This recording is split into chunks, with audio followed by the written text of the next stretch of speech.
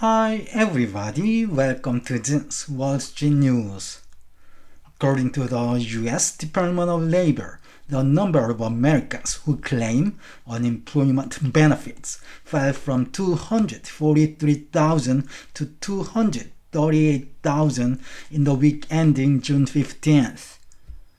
According to the US Census Bureau, US housing starts, total number of single-family houses that started construction in the US fell 5.5% in May. Atlanta Fed GDPNow estimates US real GDP growth at 3% for the second quarter 2024. According to the U.S. Energy Information Administration, the U.S. commercial crude oil inventories fell by 2.5 million barrels in the week ending June 14th. WTI crude futures rise to $81.24 per barrel. 10-year Treasury yield is hovering around 4.27%. S&P 500 fell 0.25% Thursday after briefly passing 5,500 level.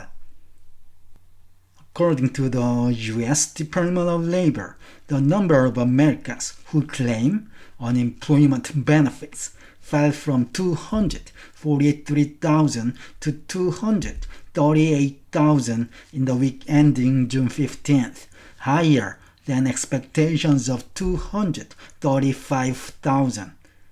The number of Americans who receive benefits after an initial week of aid increased from 1,813,000 to 1,828,000 in the week ending June 8th.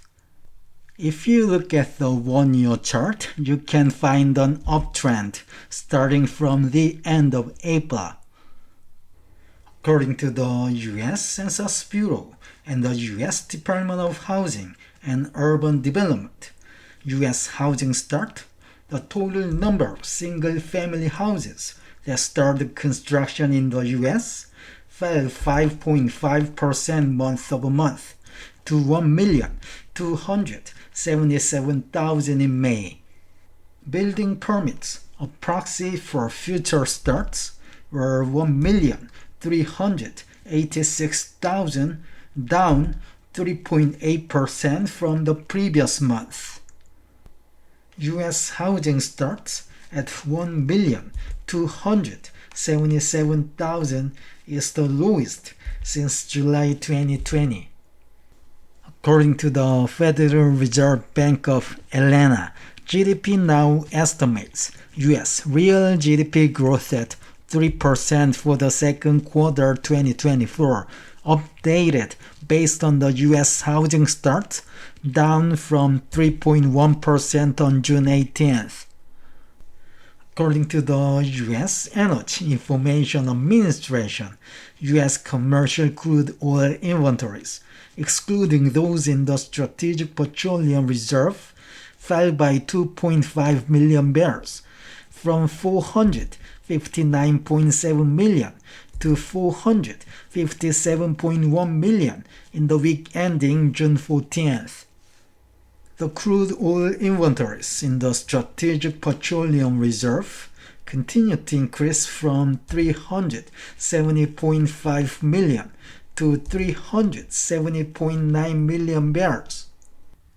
WTI crude futures rise to $81.24 per barrel because of the decrease in the U.S. commercial crude oil inventories and the increase in the crude oil inventories in the Strategic Petroleum Reserve, as well as the escalation of geopolitical tensions in the Middle East. 10-year Treasury yield fell as U.S. wholesale inflation had unexpectedly decreased in May. The yield went up on rising oil prices on Monday, but it fell again on the weaker-than-expected U.S. retail sales on Tuesday. Then the yield rises again on higher oil prices. For the US stocks, S&P 500 fell 0.25% Thursday after briefly hitting 5,500 level. Dow added 0.77%, but Nasdaq lost 0.79%. According to the S&P 500 map, AI companies such as Nvidia, Broadcom, and other semiconductor companies were the worst performers. On the other hand, the energy sector was among the best performers thanks to rising oil prices. Okay, this is the end of today's news. Thank you for watching. Have a great weekend.